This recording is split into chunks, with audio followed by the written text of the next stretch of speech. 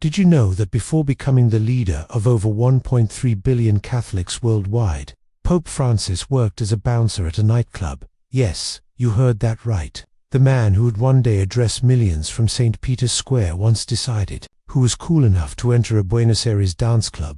Welcome to Story-Driven English, where we transform fascinating life stories into powerful English learning experiences. Today, we're diving into the extraordinary journey of Jorge Mario Bergoglio, from his humble beginnings in Argentina to becoming one of the most influential and beloved Pope Francis.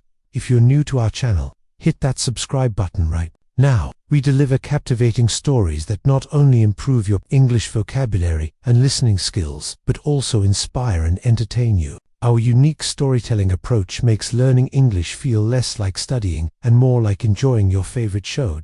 Every week, we bring you carefully crafted stories about remarkable people, historical events, and current news, all designed to boost your English proficiency while keeping you completely engaged. So don't miss out on your weekly English improvement session. Subscribe now and join thousands of learners who are advancing their English skills through the power of storytelling. Now, let's begin our incredible story about the nightclub bouncer who became Pope. The journey of Pope Francis, from Buenos Aires to the Vatican. Once upon a time, in a bustling neighborhood called Flores in Buenos Aires, Argentina, a baby boy named Jorge Mario Bergoglio was born on December 17, 1936. Little did anyone know that this child, born to Italian immigrants, would one day become one of the most beloved and influential figures in the world. Pope Francis. Jorge was the eldest of 5 siblings in a humble, middle-class family. His father, Mario, worked as an accountant for the railways, and his mother, Regina, was a loving and dedicated homemaker. Growing up in Argentina during the 1940s and 50s was quite an adventure for young Jorge. Like many boys his age, he loved playing soccer in the streets with his friends. In fact, he became such a passionate fan of the San Lorenzo soccer club that this love would stay with him throughout his life, even when he became Pope. "Mama always said I was a handful," Jorge would later joke. "I was always asking questions about everything. Why is the sky blue? How do birds fly? Why do we need to go to church? I think I drove her crazy sometimes." His childhood wasn't always easy though. When Jorge was just a teenager, he suffered from a severe lung infection that required surgery. Doctors had to remove part of one of his lungs. This health challenge taught him early on about suffering and resilience, lessons that would shape his compassionate worldview later in life. Jorge was a bright student who enjoyed learning. He studied chemistry and even worked as a chemical technician, before his life took an unexpected turn. You might be surprised to learn that before becoming a priest, Jorge had quite a variety of jobs. He worked as a janitor, sweeping floors and cleaning rooms. And here's something that might make you laugh: he was even a bouncer at a nightclub. Can you imagine the future pope checking IDs and keeping order at a place where people danced the tango? Speaking of tango, Jorge loved this passionate Argentinian dance in his youth. He even had a girlfriend before he discovered his religious calling. "Yes, I had a girlfriend, and I was quite normal," he would later say with his characteristic humility and humor. "But then I discovered something more important." That something more important came to him when he was 21 years old. One day, Jorge walked past a church and felt compelled to go in. He ended up in confession, and something profound happened. That day he felt God's mercy in a powerful way that changed the direction of his life. It was September 21, 1953, the feast day of St. Matthew, and Jorge would always remember it as the day that God looked upon him with mercy and chose him. Following this pivotal moment, Jorge decided to become a priest. In 1958, at the age of 21, he entered the Society of Jesus, also known as the Jesuits. The Jesuits are known for their intellectual rigor, missionary spirit, and commitment to education and social justice, values that would deeply shape Jorge's approach to ministry. Joining the Jesuits wasn't easy, he would later recall. "The training was demanding, and I had to give up many things, but I gained so much more: a purpose, a community, and a deeper understanding of God's love." His Jesuit formation took many years, during which he studied philosophy and theology. He also taught literature and psychology in high schools, sharing his love of learning with young students. Those who knew him then remember his engaging teaching style and his ability to connect complex ideas to everyday life. On December 13, 1969, Jorge Mario Bergoglio was ordained a priest. He was 33 years old, the same age as Jesus when he began his public ministry. Father Jorge, as he was now called, continued his education and earned a degree in theology. His superiors recognized his leadership abilities, and at the young age of 36, he was named provincial of the Jesuits in Argentina. This was a significant responsibility, overseeing all the Jesuits in the country during a difficult period in Argentina's history. The 1970s and early 80s were tumultuous times in Argentina, with the country under military dictatorship. Father Jorge had to navigate these dangerous political waters carefully. He worked quietly to protect people who were in danger, hiding them in his church property and helping many escape the country. Some critics would later claim he didn't do enough to oppose the regime publicly, but many others testified to his quiet courage in saving lives during this dark period. Those were hard times, he would later reflect. He had to be like a serpent, wise and cunning, while remaining like a dove, pure in your intentions. We tried to protect people without directly confronting a government that wouldn't hesitate to disappear those who spoke out. After his term as provincial ended, Father Jorge served in various roles, including as rector of the philosophical and theological faculty of San Miguel. In 1992, Pope John Paul II appointed him as auxiliary bishop of Buenos Aires, and in 1998, he became the Archbishop of Buenos Aires. This meant he was now the primary spiritual leader for millions of Catholics. In Argentina's capital city, as Archbishop, he showed the simple lifestyle and concern for the poor that would later become his trademark as Pope. He chose not to live in the ornate Archbishop's palace, but instead resided in a simple apartment. He cooked his own meals and often rode public transportation around the city rather than using a chauffeured car. People would sometimes spot him on the bus or subway, quietly reading or praying, just like any other commuter. Why would I need a fancy residence or a luxury car? He would ask. Christ had nowhere to lay his head. How can I claim to follow him while living in luxury, when so many of my people struggle to put food on the table? In 2001, Pope John Paul II made Archbishop Bergoglio a cardinal. This meant he was now one of the most senior leaders in the Catholic Church worldwide and would participate in choosing the next pope when the time came. Even with this elevated status, Cardinal Bergoglio maintained his simple lifestyle and continued his practice of visiting the poorest neighborhoods of Buenos Aires. He became known for his work with people living in the slums, or villas, of Buenos Aires. He sent priests to live and work in these dangerous and neglected areas, and he himself would visit regularly, celebrating Mass, sharing meals, and listening to the struggles of the residents. When asked why he spent so much time in the slums, he would simply say, "These are my people too, and they need to know that God has not forgotten them." In 2005, following the death of Pope John Paul II, Cardinal Bergoglio participated in the conclave to elect a new pope. According to reports that emerged later, he received the second highest number of votes, after Cardinal Joseph Ratzinger, who became Pope Benedict XVI. After the election, Cardinal Bergoglio returned to Argentina and continued his ministry. 8 years later, in February 2013, Pope Benedict XVI made the shocking announcement that he would resign due to advanced age and declining health.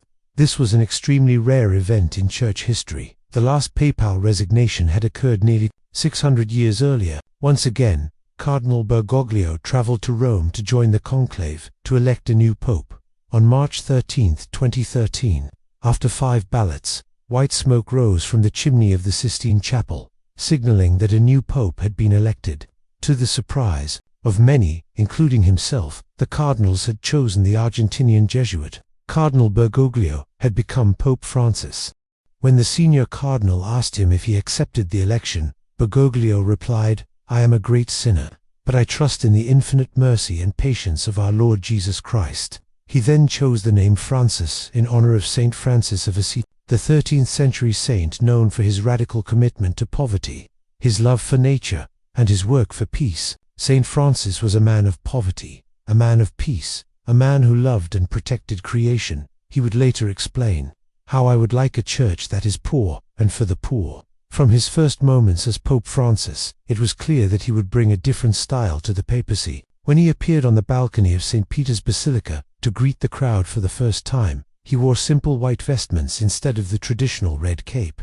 Before giving his blessing to the people, he did something unexpected. He asked the crowd to pray for him and bowed his head in silence. It was a gesture of humility that touched many hearts. In the days that followed, Pope Francis continued to surprise people with his informal style. Instead of moving into the luxurious papal apartments in the Apostolic Palace, he chose to live in a simple suite at Casa Santa Marta, the Vatican guest house where cardinals stayed during conclaves.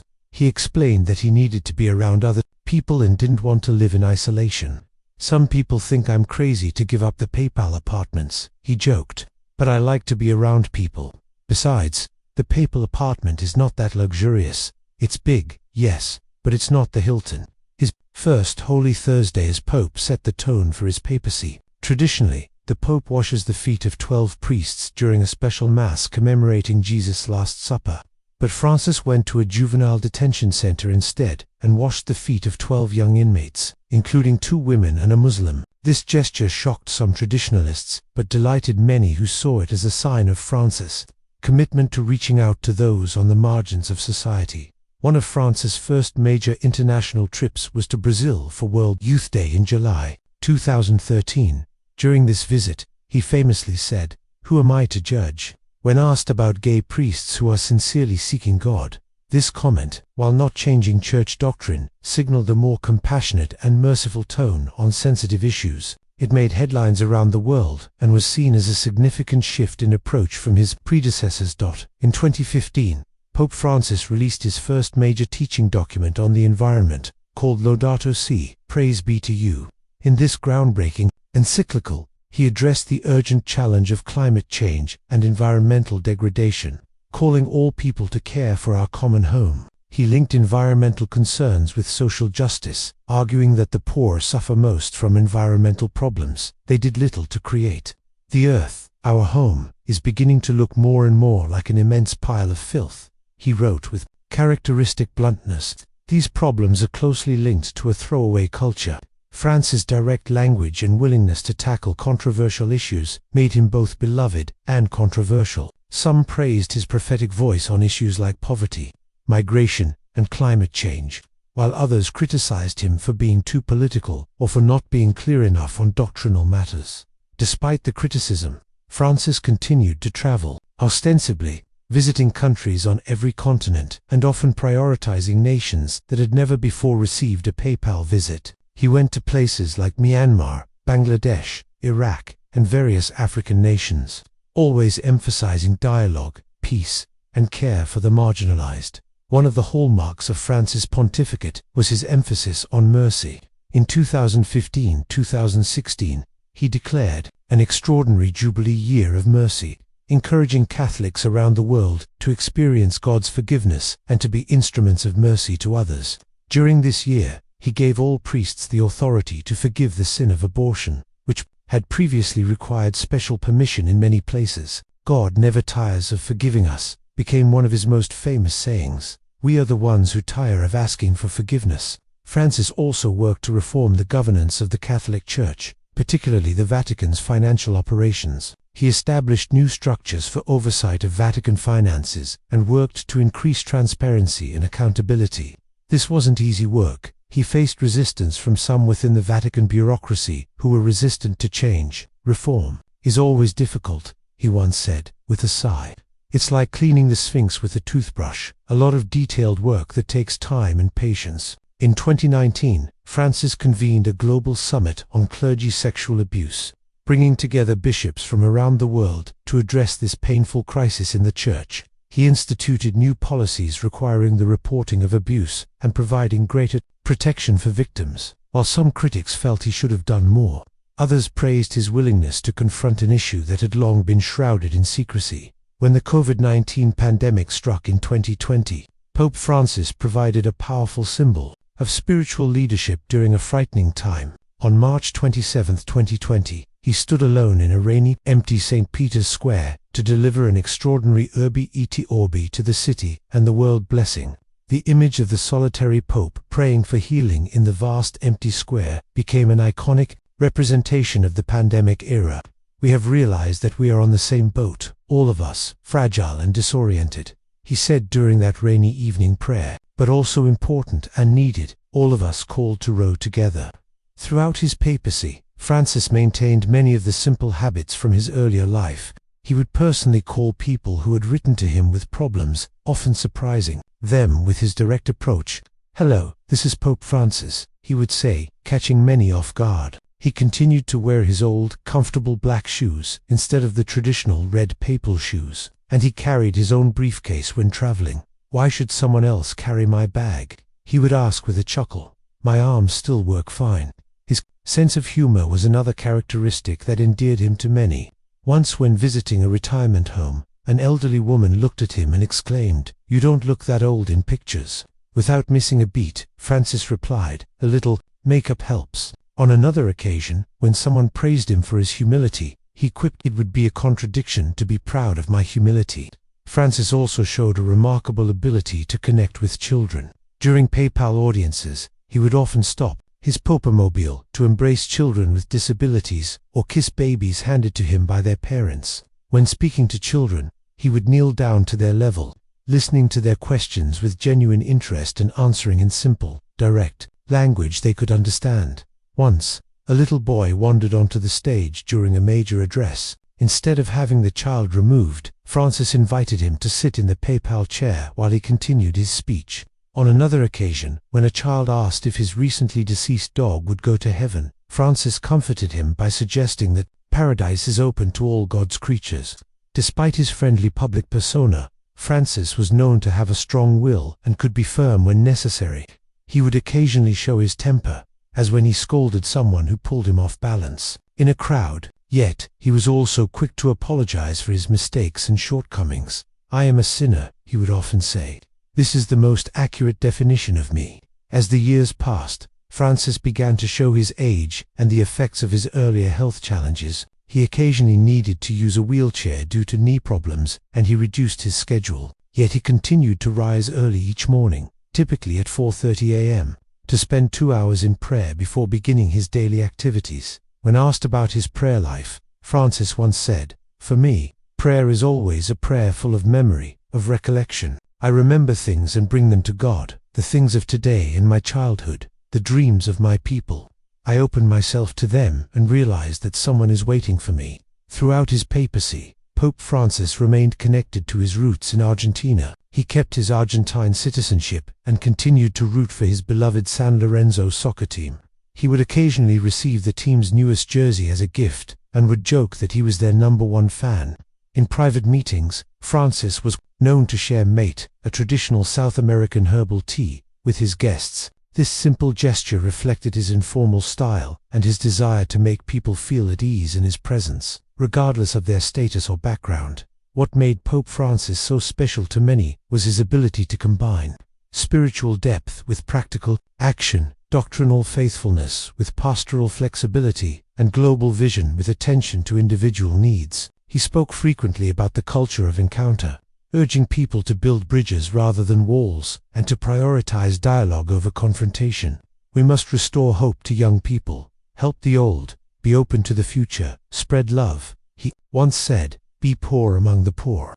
We need to include the excluded and preach peace." Pope Francis' journey from the streets of Buenos Aires to the throne of St. Peter is a remarkable story of how God can work through ordinary people to accomplish extraordinary things. The boy from Flores who once dreamed of being a butcher became the spiritual leader of over 1 billion Catholics worldwide. The chemical technician who once worked as a nightclub bouncer became one of the world's most influential moral voices. Yet through it all, Jorge Mario Bergoglio, Pope Francis remained at heart a simple parish priest whose greatest desire was to share God's mercy with a world in desperate need of compassion and hope. His life reminds us that our backgrounds and limitations don't determine our ability to make a difference in the world. What matters most is our willingness to say yes to God's call, wherever it might lead. As Pope Francis himself once said, "I am a sinner whom the Lord has looked upon," and in that simple statement lies perhaps the most profound truth of all, that through God's mercy, ordinary sinners can become extraordinary saints, bringing light and love to a sometimes dark and troubled world.